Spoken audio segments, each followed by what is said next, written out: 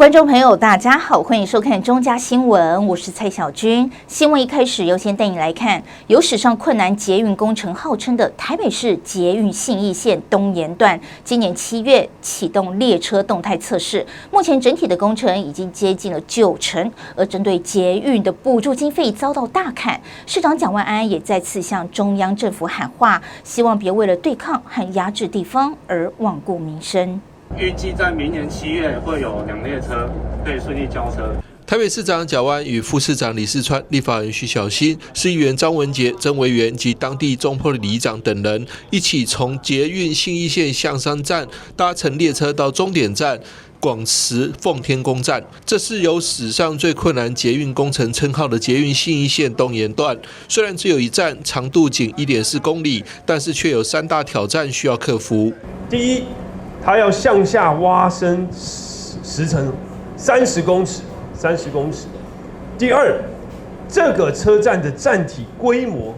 是高运量标准站的2倍。第三，在整个施作开发过程遇到的是非常复杂的地质，有浅层的软土，有深层的硬岩，所以当时来看，同仁真的压力很大，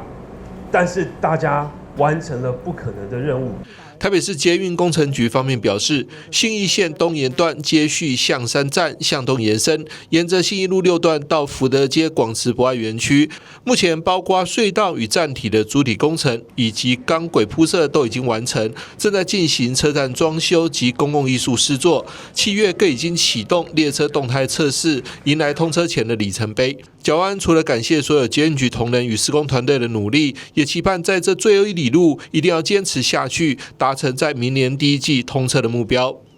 前年，我和郑局长，我们市府团队也到广慈奉天宫站，当时完全不一样。那时候才正准备要就月台层推展相关的工程，月台层侧墙结构还正在施工。但是今天大家看到，我们不止坐了列车过来，月台门已经设好，现在整体车站也在做装修阶段，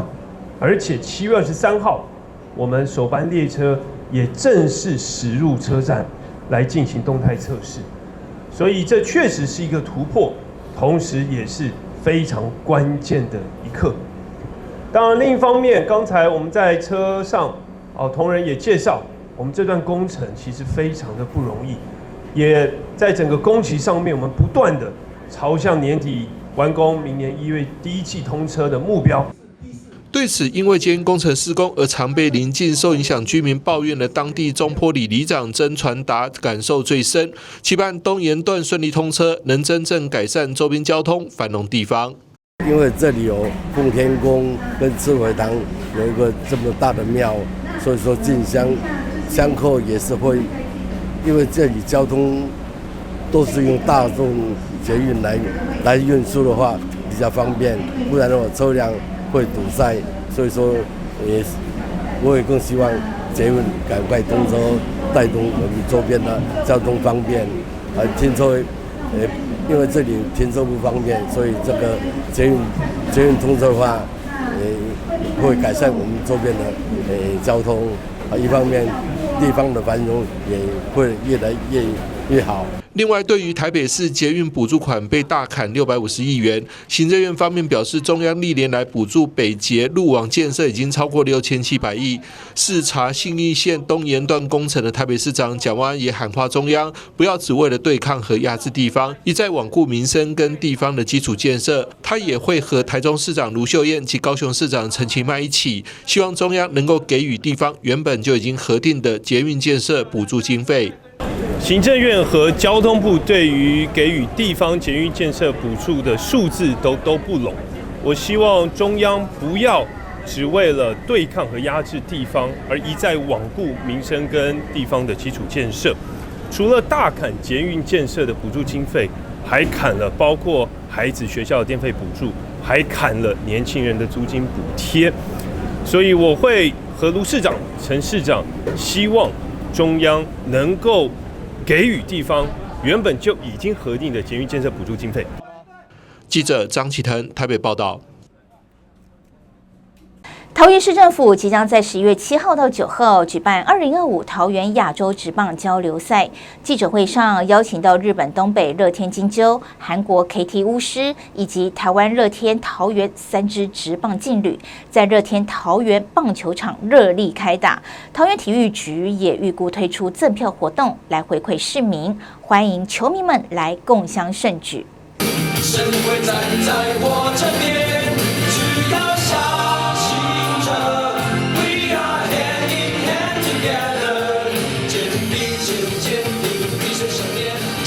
就来桃园看棒球。桃园市府在15号举办记者会，宣布将在11月7号到11月9号举办2025桃园亚洲职棒交流赛，一共邀请到日本东北乐天金鸠、韩国 KT 巫师以及台湾乐天桃园3支职棒劲旅，在乐天桃园棒球场热力开打。3队啦啦队也将同台应援，堪称是2026世界棒球经典赛的前哨战。桃园市长张善政欢迎所有的球迷朋友，把握这难得的机会到桃园进场看球。桃园是一个非常热爱体育的城市，所以在今年的11月7、8、9 3天，我们市政府体育局特别举办了一个台日韩的棒球职棒的交流赛。除了我们自己桃园乐天队以外，还有日本东北的乐天金鸠，这是我前一阵子到日本去拜会的时候，特别邀请他们到台湾来。另外一队是韩国电信的 KT 的巫师队，他们也会来参加。那么台日韩3个棒球队都是非常有水准的。那么韩国队也曾经拿过韩国的总冠军，所以透过体育交流，我们希望把3个城市的城市交流也透过体育做得更热络。那当然，更重要的是要满足我们桃园球迷的这个看球的欲望。那么这次除了棒球队比赛以外，3个球队的啦啦队也会有非常精彩的表演，大家不要错过。那么9月23号开始，就是网络上可以卖票，各位球迷朋友也要抢得先机。我们希望在11月初的时候跟大家在球场见，谢谢。当天记者会也公布，门票自9月23号开始在 iPhone 贩售，票价400元到1200元不等。3队完整参赛名单将在10月中揭晓。桃园市府体育局也将推出桃园市民赠票活动，回馈在地球迷，并优先提供给弱势族群，让更多市民走进球场，感受棒球魅力。3支球队也现场致上谢意，认为这样的机会十分难得，并期盼这次的交流赛将作为契机，未来能更进一步深化合作，促进各国棒球文化交流，一起提升亚洲棒球发展。今天2025桃园亚洲职棒交流赛记者会，由衷的感谢由张善政市长领军的桃园市政府的各位，还有日韩球团的代表们，以及在座众多媒体的各位朋友能够齐聚一堂。在此仅代表乐天桃园队向桃园市政府致以最真诚的感谢，感谢在桃园市举办了这场有意义的交流赛。衷心期盼广大球迷朋友能够前往乐天桃园棒球场，为我们送上热情的应援。今天非常感谢桃园市的张市长在本次的台湾的交流赛筹办过程中的鼎力协助。当这3国的球队展开认真的一个较劲的一个比赛时呢，必定会呈现最高水准的一个对决。而且选手们也会全力以赴的这个赢之，我深信必能为大家带来兴奋与感动。这也将成为迈向2026年世界棒球经典赛的一个宝贵对战机会。我们希望透过这次比赛，能够让更多人认识韩国的 KT 巫师队，促进各国棒球文化的交流。同时，我们也期待有更多的韩国球迷能够前来造访桃园。尤其重要的是，我们希望这一次的交流不仅仅止于一场活动，而是能够延续下去，成为一个持续性的交流，进一步推动亚洲棒球的发展。桃园首度举办跨国职棒交流赛，当天在地的桂山国小、新民国中、平镇高中及开南大学等棒球队也一同到场，展现桃园从少棒到职棒的6级完整衔接体系。体育局表示，期盼透过竞技运动的国际交流，凝聚城市向心力，展现文化软实力，邀请所有的球迷朋友进场应援，一同迎接台日韩3强对决的棒球盛会。记者林台报道。接下来要带你来看超人气卡比胖拉，今年秋天出现在安平渔人码头哦。现场除了有高达12公尺的巨型卡比胖拉外，还有2只陆上企友及50只迷你胖水豚纸丢。台南市长黄伟哲欢迎全国民众即日起到10月19号到安平渔人码头来感受水豚君的疗愈魅力。超人气卡比胖拉水上大型企偶在安平渔人码头出现咯。由市府观光旅游局主办2025卡比胖拉台南萌翻天活动，从即日起到10月19在安平渔人码头盛大登场。日前由市长黄伟哲与多位贵宾共同举行开幕式。这次本土 IP 卡比胖拉首次在台南亮相，开幕当天就吸引不少民众前来拍照打卡。非常欢迎大家来共同开箱，共同来看看我们台南市的新 IP 卡比胖拉。这个就是俗称水豚君的非常本土性，而且又非常好的 IP。那从9月13号开始，一直到10月19号，连续6个礼拜，那都可以在我们安平这边安逸停车场的对面来跟各位见面。这个水豚君，我们由于经过观旅局的努力，那可以在展期结束后还是可以留给我们。那这是给我们台南市最好的礼物。那这个是非常夯，小朋友、大朋友都非常喜欢的这个卡通人物，也是非常喜欢的 IP。那尤其它具有在地特色，因为它不仅喜欢台南市的碗粿，还喜欢台南市很多的好物，所以你可以看到它一端着台南的碗粿爱不释手。所以说虽然天气很热虽然这个很多的好朋友在连续假期中间，也欢迎大家来到台南。这次展场设有12公尺高巨型企偶，以及2组5公尺高陆上中型企偶与50只不同造型纸雕装置，搭配周边水域环境，营造出疗愈人心的可爱氛围。那我们这次活动比较特别，是除了有一只12米，而且是水上的企偶之外呢，我们还有2只5米高的这个卡比胖拉在我们的陆地上，另外还有50只3款不同款式很 Q 很萌的这个卡比胖拉在我们的这个大量出没区。然后晚上6点开始到平常到8点，假日到9点呢，每半个小时一次，每次3分钟会有声光秀，而且这次的声光秀我们会结合这个烟雾，有泡汤的感觉哦，欢迎大家其实赶快来台南玩。卡比胖拉台南萌翻天活动长达37天展期，横跨6个周末与3个连续假期。市府希望民众能安排连续假期到台南旅游，除了看超人气卡比胖拉，也能顺便旅游周边景点，拜访真实版呆萌水豚君，支持在地商家与特色美食。记者林莹跟台南采访报道。接下来要带你来看高雄鼓山区中华一路天桥，因为桥梁老化、使用率降低，在7月下旬展开拆除工程，如今已经拆除完毕，后续将导入无障碍及智慧交通号志系统，营造人本安全永续空间。鼓山区中华一路人行天桥在超过使用年限后，如今阶段性任务完成，城市景观也回归通透与洁净。当地民众表示，天桥拆除后，视野变得宽阔，街道景观也更明亮，而且可以看见柴山的景致。较正啊，嘛较好势啊，即摆较方便安尼啊，无免下，无人话啊，迄较老大人要行哇，较无遐好行。安尼给做好势啊！视野是比较宽阔啊，但是其实老人家也不太会爬楼梯啊。老人家他们本来就没有什么会爬楼梯，他们都直接穿越马路了。哎呀，他们那个爬楼梯都是年轻人啊，而且他们比较多是上面在拍照的，比较美，比较漂亮。因为视野吧，那视野，而且那个柴山又那么漂亮，对啊，而且我是这边土生土长的居民。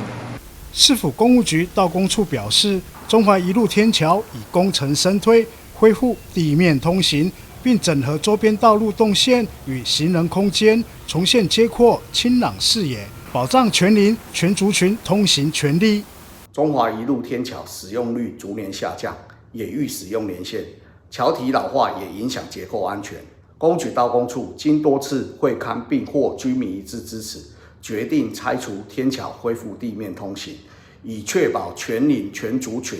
通行的权利。公局道工处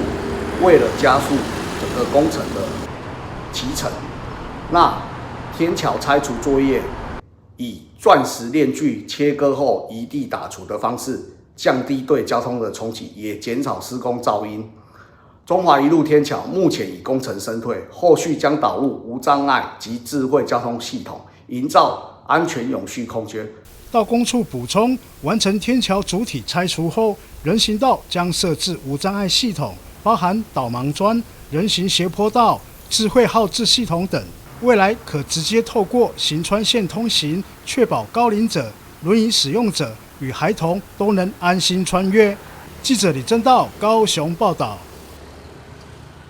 有鉴于高雄轻轨运量逐年攀升，因此捷运局向中央提出申请，要来购买14辆的轻轨列车，想要缩短班车的间距时间。目前全案已经送交国发会来审定，但是民众认为这个高峰和低峰的使用人数有明显的落差，应该再做评估。高雄轻轨运量逐步上升，得力于近年来演唱会经济与成员效应，也因此逐渐转亏为盈。而今年截至8月，运量已接近900万大关。为此，高市府也特别向中央申请购买轻轨车辆，面对不断上涨的运量。那有关轻轨计划的部分，我们目前计划还在那个行政院的国发会那边正在汇集各个部会的一个意见。那会诊之后，那最后行政院会有一个审定的一个完成，那我们市府这边就赶快来启动。当然，我们目前营运班距是尖峰是10分钟。那当然，我们也回应到那个民众还有那个地方的声音，就是希望我们整个轻轨的车队，包括我们服务的班距可以再提升。所以我们目前预估是会增购14列车。那原本有24列车，再加上这14列，就会达到38列的一个大车队。那这个成缓的一个路线的一个大车队，我们预估这样子的，我们班距可以从现有的10分钟再缩短到6分钟，那提供市民更完整的一个服务。根据高市府统计，轻轨实际使用人次，110年为300万，111年成长至500万，112年再增为750万，113年轻轨正式成员后，更是直接突破1200万人次大关。而今年结算到8月，就有近900万的好成绩。为此，地方议员也乐见其成。我们捷运局其实在这高雄市在从轻轨整个全线开放之后，而且整个运量就急速的增加。那我想急速增加，但是中间的等待的时间，大概每一个班次的等待时间大概10分钟，其实已经快要不符合公共运输还有大家等待的耐心所以我想为了要增加等距可能由10分钟到6分钟。那当然，我们现在高雄市的公共运输也增加了，从运量还有从整个对群众、对我们民众的这样的一个坐车的便利性，我觉得在增加采购我们的轻轨的这样的车辆是必要的。那当然，每一个城市看起来所有的很进步的城市，基本上公共运输便利是一个很重要的指标，所以我想在高雄市这样的一个城市里面，最大的指标就是轻轨。那把轻轨服务好，高雄市的亮度跟国际化吸引观光客来的这样的一个吸引力就会增加。但部分民众却持有不同看法，认为如今使用高峰多为上下班时段，其余时段搭乘人数并不多，是否应该购买新车辆来缩短间距，还应审慎评估。我觉得没有这个需要，因为它只有上下学的时段比较多人，其他的这样子就比较空荡荡。在一般日还 OK 啊，但是如果要再增加新的车厢的话，我觉得要再研议一下，因为目前感觉起来已经够了。目前全案仍旧在中央审议阶段，至于是否真能如愿通过购买许可，还未有定论。但民众习惯使用大众运具已成趋势，随着站点的完工普及，将有望带动一波新的运量提升，为高雄减碳成绩再添一笔。记者陈怡轩高雄报道。接下来要带你来看新北市三峡区学勤路一带，每逢急降雨就容易淹水。经过地方多年的争取，水利局今年进场施工，在桃仔角国小前打造地下滞洪池，期盼能有效改善问题。灰蒙蒙的一片泥土地，这里是新北市三峡区的学勤路新打造的地下滞洪池，长60公尺，为的就是要改善这附近遇到豪大雨、强降雨时常常一片积水的情形。如果其实我们志宏池它影响的层面非常的大，因为我们学行路上有非常多的社区，如果说基淹水没有迅速的排除的话，其实会造成我们社区的一个地下室的基淹水的产生的疑虑也会产生这样。那他当初其实还没有做这个志宏池的时候啊，我们每次的强降雨跟那个豪大雨，其实都会造成我们桃子岛周边的很严重的基淹水，在于孩子的行走的过程当中，其实会造成除了生活上面的不便，还有一些安全的疑虑。所以这样子的一个帮我们做好这个志宏池，其实也算是帮我们整个乡亲的安全给照顾好，然后提升我们整个一个生活的一个品质这样子。基淹水不仅会影响学生上下学的不便，社区的地下室也会被水侵袭，造成电机设备毁损，居民相当头痛。我要先谢谢新北市政府水利局宋局长重视我们北大特区这边基淹水的问题。那这边是在桃子岛学校前面的一个绿带做成志宏池。那其实志宏池，你现在看到的只是一个泥土在看到那个表面的部分，其实志宏池在底下已经等于是面积蛮大的。那在水利局的部分，其实挹注了非常多的经费在里面。那当初为什么会做志宏池？是因为我们在造镇的时候，其实在排水系统没有做得这么周全。那这几年的强降雨或者豪大雨，造成了学勤路上跟家园路上的一个基淹水，所以在水利局一直这几年的一个规划，终于在今年然后动工帮我们造就了这一个志宏池的产生。那基淹水的部分，其实对于我们北大特区是蛮头痛的，因为它整个影响到我们的生活品质，还有我们的行车安全。然后也谢谢我们那个水利局愿意帮我们争取这么大的经费，把我们的志宏池给建构。跨区服务的树林区南园里里长李培玉表示，跟水利局沟通多年，虽然回应正面，但迟迟等不到经费，终于在今年能够顺利完工，自己也相当开心。目前正在进行后续的平面绿美化，希望这项防灾的重要设施能更完整，让民众在面对极端气候时能更加安心。记者是盖文新北采访报道。再带你来看中华路时代大道上旁的大型购物中心，内有停车场，停车方便。每到周末，总是吸引大量的车潮，阻碍当地的居民返家道路，造成地方反弹。哨音声、喇叭声不断，汽机车全部挤在一起。别误会，这里不是大型停车场，而是在中华路和时代大道上。由于一旁就是大型购物中心，每到周末就会吸引大量的民众前来消费。不过涌入的车潮也造成周边道路经常上演大塞车的情节。周末人潮蛮多，每逢假日、周六、周日的时候啊，新邦街跟这个凯旋路啊，常常会堵车。那中华路跟时代大道也常常堵车。周末啦，还是礼拜日啦，还是因这梦时代有办其他活动，拢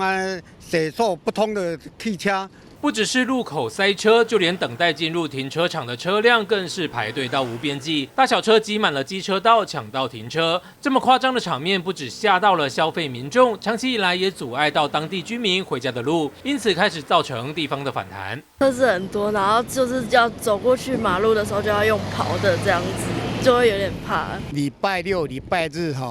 人潮车潮为犯我们新邦里的居民，如果说要回家的道路，就是因为这个汽车跟机车争道，每次都在机车的位置争道，让我们新邦里的居民要回家真的很困难。为什么汽车跟机车会争道呢？因为梦时代它的停车场设在这边，每个汽车都要转入进去，让我们的居民要回家的时候，骑机车都不能回去，很难回去。我希望市府要重视这一块，虽然它是一个大军营，可是也要回归，让居民有回家安全的路上，不要把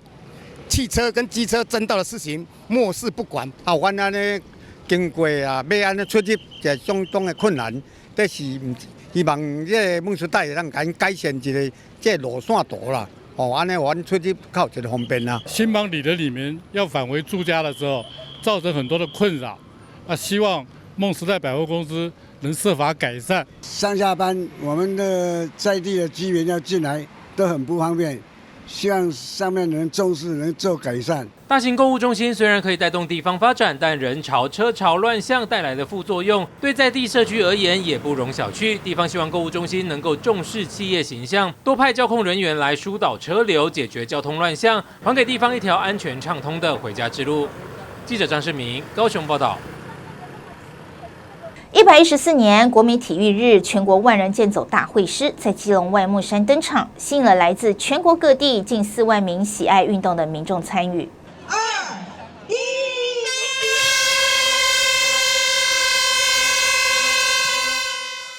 114年国民体育日全国万人健走大会师在鸣枪后正式出发。这项全民运动的年度盛事，吸引了来自全国各地近4万名喜欢运动的民众参与。从外木山渔港旁的广场，经过海星游泳池，沿着外木山滨海步道一路健走，到湖海湾后折返，沿途观赏独特的山海美景，也享受运动健康的快乐。由基隆市政府教育处跟台湾体育总会共同办理推动的这项全民运动年度盛事，可说是为基隆的餐饮、住宿、伴手礼等产业带来许多商机。外县市来280几台的游览车，我们基隆市接驳车从早上6点半接也有将近50-60台的接驳，而且预估有差不多38000多人。我们昨天晚上基隆这餐厅都满了，包括我一个晚上就跑4个地方了，北都、科达1楼、2楼，很多餐厅都满了。我们台湾体育总会所办的每年度最重要的、全国最大的健走活动，就是基隆外木山的万人健走活动。我已经连续10几年参加那都是由我们台湾体育总会郑锦州理事长跟所有团队同一起举办的。那谢国良市长都很支持。那我相信这个活动呢，这么多人来参与多运动的话，就会走出你自己的健康、快乐跟希望。那来这边有没有觉得我们这边风景怎么样？民众靠海真不错，所以说这次我又报名。对，我又报名来。那这次是又真的很好走啊，很好走又不会很远，比今年短一点。然后真的很好走，然后风景又不错，这样。对，然后你看真的也不错，很多人走。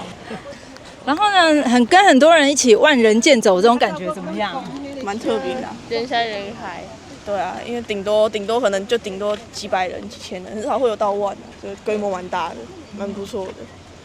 好，你说你们从哪边来？我们桃园大园。办这个活动，现在不止运动健康，也可以带动我们基隆的经济，对我们的商业会很大的帮忙。所以我们今天我们的里广工会跟我们的烘润工会，就是专门在卖我们的餐厅便当的，也要做个感谢牌给市长，都惠我商机还有造福烹饪。所以办这个活动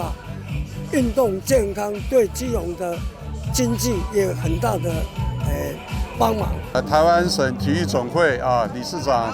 郑锦州，也是我们救国团基隆市主委郑锦州，办这个国民体育日的全国万人健走，他办了很多年，他对于推进台湾的这个国民体育真的是贡献非常大，所以我们救国团每年都热烈响应他办的这个全国万人健走的活动。今年我们动员了这个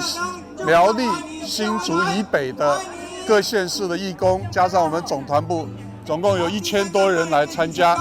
既可以走出健康，那也可以增进大家的感情。那借由这个健走呢，把大家有一个美好的周末。因为9月9号是国民体育日，然后运动部也成立了。那其实我们9月份有许多系列活动，像上礼拜在我们的国门广场就有音乐瑜伽派对，那这礼拜在万木山有万人大健走。那下周在9月27号呢，我们还是有一个在国门广场的那个国民体育日的园游活动。那到时现场会提供很多像足球垒球的体验活动，希望大家也一起参与。谢谢大家。活动开幕热闹非凡，多位来自全国与地方的贵宾齐聚开幕式，包括立委林佩祥、副议长杨秀玉跟多位市议员。与市长秘书林佑德代表市长谢国良出席，以及教育处体健科长吴贝玉、协和发电厂厂长简大顺，还有中华奥会副主席蔡家福、救国团总团部主任葛永光、前副总统吴敦义的夫人、财团法人台湾新愿景基金会蔡令仪、台湾信愿景论坛协会理事长张平沼、台湾省商业会理事长施胜郎等各界贵宾，都共同来响应推广全民运动。前议长宋伟立宋前议长，漂亮漂亮，好，还有杨秀玉杨副议长，议长好，在他旁边的我们吴华嘉吴议员，吴议员好，还有帅气的我们秦真秦议员，秦议员好，而且是贤伉俪哦，我们周嘉丽哦，主任在哪里？好，谢谢，好，再看到的是我们张耿辉张议员，议员好，好，再看看哈，还有我们郭美秀郭议员，郭议员好，还有我们曾纪言纪言好，我们最帅气最年轻的哈，对对对，还有我们的陈明健陈议员，陈议员好，欢迎您。那据说今天有到4万人之多，所以如果来的好朋友，尽量要注意自己的防水。那我们也很感谢所有的赞助单位，不但说帮我们的选手补充水分，也提供了丰富的奖品。所以今年我觉得是目前看起来是办得成功的。那希望明年全国更多的好朋友过来共襄盛举。知道说我们基隆山海这个城市哈，那也希望说借由今天的这个活动，我们这个来自全国的这乡亲呢，可以到处我们基隆走走看看。在基隆市政府跟台湾体育总会、基隆市体育会的用心筹办下，全国万人健走结合了精彩表演跟摸彩活动，有6台机车、120台变速脚踏车等丰富奖项，为活动增添乐趣，更让全国各地来健走的民众对基隆外木山的山海美景留下了深刻的印象，也感受到基隆的热情与活力。记者黄日升、陈淑平基隆报道。2025台北市国民体育日运动嘉年华在台北体育馆热闹登场。今年以 Join Play 为主题，结合舞台表演、亲子趣味竞赛、运动闯关、体适能检测与临托服务，打造全民共享的城市运动派对。台北市体育局推广运动知能系列课程及活动已迈入第12年，深入各行政区推广规律运动。在台北体育馆登场的运动嘉年华，结合舞台表演、亲子竞赛、设计跳跃前行、套圈接力等游戏，让孩子与家长在挑战中合作无间，现场气氛热烈。国民体育日的这个部分呢，我们已经12年办理这样的运动的活动。那我们也希望呢，透过多元的活动呢，让更多的市民朋友都喜欢上运动，让这个运动成为生活日常。今年的课程里面包括了女性啦、亲子呢，我们都有做一些加强，所以也深受市民朋友的喜欢。那今天的这个嘉年华有非常多的摊位、闯关的活动有很多新奇的内容，也欢迎大家可以踊跃来参加。活动更邀请跨栏女神谢喜恩担任大使。谢喜恩表示，运动对于妈妈来说是一种力量，透过临托服务与女性课程，能帮助妈妈们在安心环境中维持运动习惯，也鼓励家庭一起把运动融入日常。平时运动都是只有运动自己的，没有跟其他人一起完成。我觉得一起完成这件事情会有一个很大的成就感跟荣誉。小孩开心，爸爸妈妈看着小孩开心，你就特别的感到欣慰。这样，刚刚有说到，就是可以用走楼梯的方式取代搭电梯嘛。然后另外是下班有一点点小小的时间，就可以做一些核心训练啊，一些睡前的伸展，可以帮助自己有够一点一点累积之后，你就会看到自己身体有一些不同的改变。这样。因为她本身是运动选手之外呢，那她也是一个妈妈。那我们希望呢，这个即使这个成家立业之后呢，能够保持这样子的运动习惯，然后也可以带着孩子一起运动。那这一次我们视壮育的活动，她也有来参与。我们希望运动不分年龄，大家都可以让运动成为我们生活的部分。然后呢，这个随时随地保持运动。今年运动闯关挑战则加入 AI 体感舞道、飞盘9宫格、光动灯反应挑战等7大关卡，民众完成任务可兑换小礼物，大小朋友都玩得尽兴。活动在欢笑与汗水中画下精彩句点。记者李启慧台北报道。再带你来看，新北市政府近日推出了2025新北好个秋好玩做灰鸠的系列活动，整合了26个单位，举办了42场的活动，活动一直到11月哦。结合山海美景、在地美食、民俗文化及农产体验，邀请大家共享新北专属的秋日风情。3、2、1，25新北好个秋好玩做灰鸠。新北市政府本周推出2025新北好个秋好玩做灰鸠系列活动，整合26个单位举办42场活动，自9月至11月陆续登场，结合新北山海美景、在地美食、民俗文化以及农产体验，邀请民众用脚步走访山海，用味蕾品尝佳肴，用心灵感受文化，共享新北专属的秋日风情。新北市副市长陈纯信表示，秋收时节，新北的在地农产特别丰富，新北市政府各局处推出多项特色活动，每个活动都适合全家一起来参与。今天我们非常高兴的能够举行这样的一个说明会向我们市民朋友来介绍我们今年秋季为所有市民朋友所预备的各项不同的活动。我们大家都知道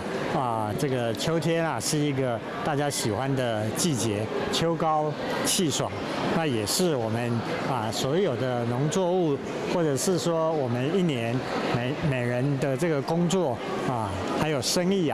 慢慢接近年尾一个收获的一个季节，配合的这个景色的这个变化，稻米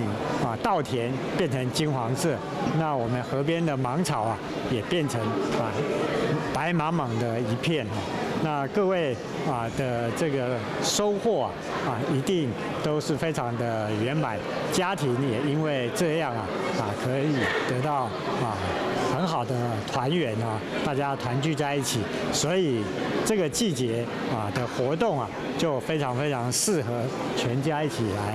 出游。副市长陈群进更指出，新北结合在地美食，透过品尝在地料理及农产美食，让民众更深入认识各区特色。另外，在活动部分也有博物馆等艺文飨宴与综合土地公绕境祈福嘉年华，展现新北多元而深厚的文化底蕴，邀请民众一同体验新北文化、艺术与民俗的独特魅力。那我们今年为各位准备的活动，刚刚主持人说有8大类那其实我把它整合起来，大概就是2个非常跟我们生活有关的。第一个就是美食那美食的话，当然我们还是介绍我们新北在地这个季节的美食至于活动的部分我们主要还有各地的博物馆之外呢，我们还特别在这个季节的时候我们有一些民俗的庆典的活动。新北市观旅局表示，新北旅游品牌微笑山线将持续推出精彩行程。今年除了大众走寻宝集章任务 APP 外，下半年还有登山纵走活动及亲子同乐。微笑山线 Party Day 带领大家亲近山林，体验嘉山的独特之美。更多活动资讯，民众可上新北市观光旅游网或追踪新北旅客 Facebook 粉丝专页，掌握最新的消息。新北好个秋，好玩做灰鸠。记者肖世宏新北场报道。接下来要带你来看台南在地推动健康餐饮的品牌业者和气合力，今年以乡间猪排餐盒在250间参赛业者中脱颖而出，荣获经济部2025蔬食合餐甄选循环合餐组的优选，希望让更多人能享受美味的同时，也参与环境永续的行动。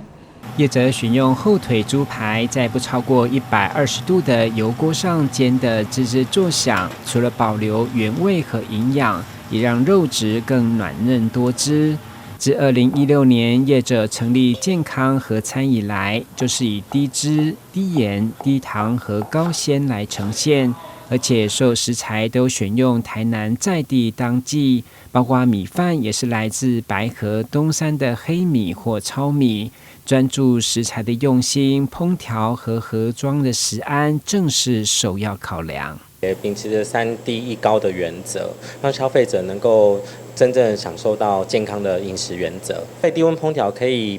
第一个是健康的原则，然后第二个可以保有食材原本的营养成分，从每一份餐点就能够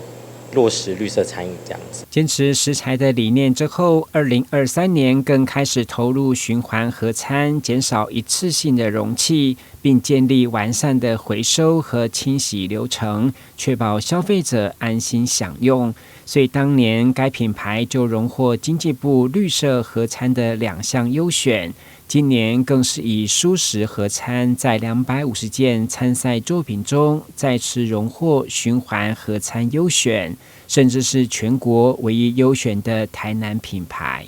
我们希望就好像可以回归到食材最根本，那我们结合环保，吃既然都可以节能减碳了，那当然环境也更要守护这件事情，所以我们就透过这个方式，把吃跟用这件事情连接在一起，就会变成是一个很好的，真正在每一个人拿到餐点的时候，其实都是在落实当时候的一个社会理念的一个关键，这样。目前该店考量成本和人力，除了预接120元起跳的团购订单，至于零售就是得预约或碰运气。业者坚持社会关怀和企业责任为初衷所推动的盒餐，不只是健康环保潮流，更是公益永续，要让更多人了解健康餐饮和循环经济的价值。记者郭恩吉台南报道。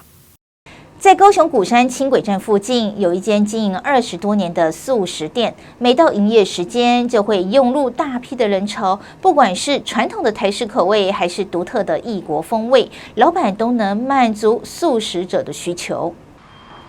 鼓山区中华一路人行天桥在超过使用年限后，如今阶段性任务完成，城市景观也回归通透与洁净。当地民众表示，天桥拆除后，视野变得宽阔，街道景观也更明亮，而且可以看见柴山的景致。较正啊，嘛较好势啊，即摆较方便安尼啊，啊嘛唔免下，啊无人话啊，迄较老大人要行有，较无遐好行啊，安尼加做好势啊。视野是比较宽阔啊，但是其实老人家也不太会爬楼梯啊，老人家他们本来就没有什么会爬楼梯，他们都直接穿越马路了。哎呀，他们那个爬楼梯都是年轻人啊，而且他们比较多是上面在拍照的，比较美，比较漂亮。因为视野吧，那视野，而且那个柴山又那么漂亮，对啊，而且我是这边土生土长的居民。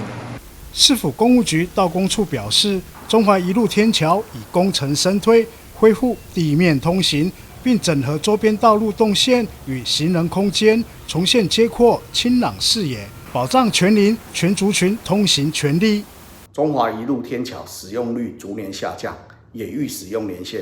桥体老化也影响结构安全。公局道工处经多次会勘并获居民一致支持，决定拆除天桥，恢复地面通行，以确保全龄全族群通行的权利。公局道工处为了加速整个工程的期程，那天桥拆除作业以钻石链锯切割后移地打除的方式，降低对交通的冲击，也减少施工噪音。中华一路天桥目前已工程深退，后续将导入无障碍及智慧交通系统，营造安全永续空间。道工处补充，完成天桥主体拆除后，人行道将设置无障碍系统，包含导盲砖、人行斜坡道、智慧号志系统等。未来可直接透过行川线通行，确保高龄者、轮椅使用者与孩童都能安心穿越。记者李正道高雄报道。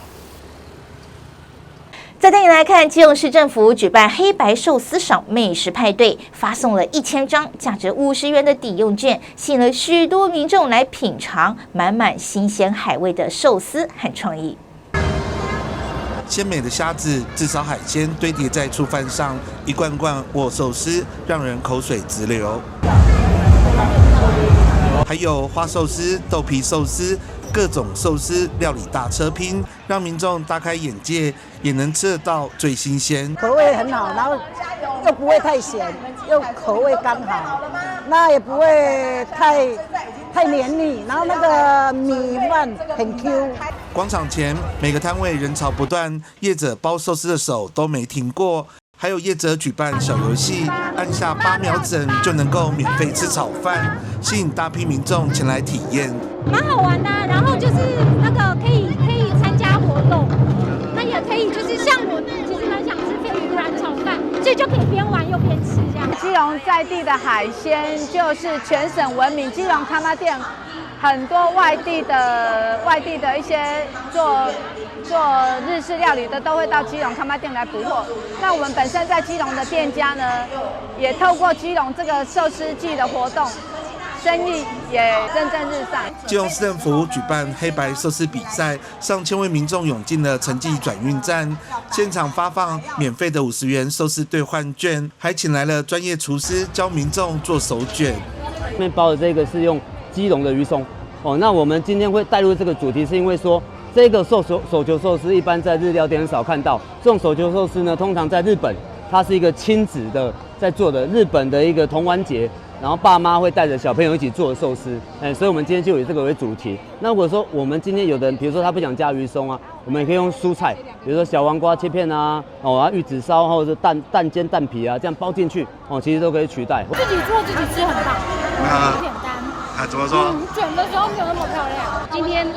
我们有新兴组，就是一般的学生组跟职人组，也就是社会大众组。那不拘现在基隆市的店家，是全台湾只要对寿司有兴趣的店家都可以来挑战哦。那今天总共新兴组加上这个职业组，总共有31组是进入复赛哦，来现场来做这个 PK 的这个最后的角逐哦。那希望也透过这样的寿司的活动，然后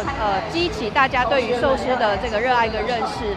寿司市集结合了10多家在地名店，现包现吃，还有职人和学生都来比赛。游客吃得开心，店家也增加买气。蛮棒的活动，可以就是推广说日本料理的精神与寿司的精神，还有可以推广在基隆在地的海鲜与食材。每一间学校用的食材都不太一样，跟各自的摆盘吧。对，像是基隆比较有名的海鲜，都非常的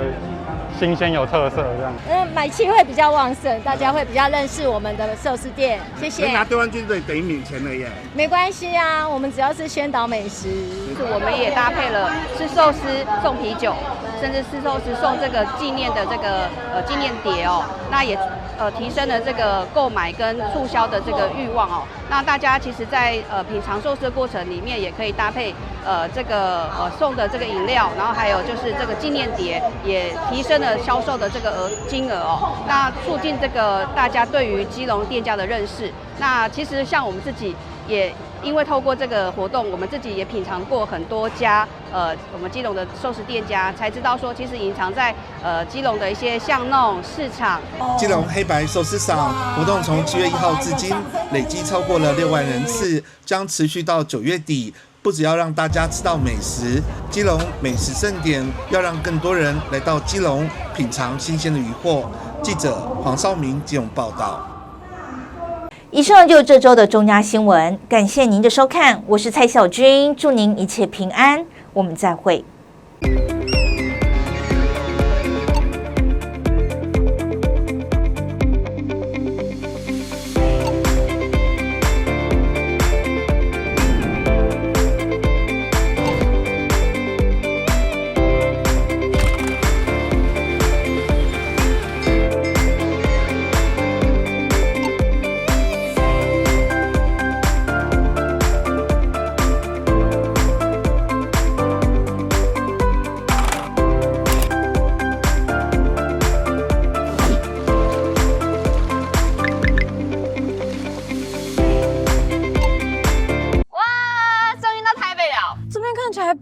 民宿啊，你有闻到烟味很重吗？这排水管这么脏是正常的吗 ？Who are you？ 日租套房附赠室友，这是你要的旅行体验吗？入住时记得请先看现场是否有旅馆和民宿的专用标示。现身和投资群组，传授心法，保证获利耶！下载 APP， 投资储值。等一下，我没有开任何投资群组，这个是诈骗。打诈新4法上路，扫荡投资诈骗，严惩诈欺犯罪，最重关12年，有余力就打165，让政府来帮你打诈新事法，加重刑罚，共同打诈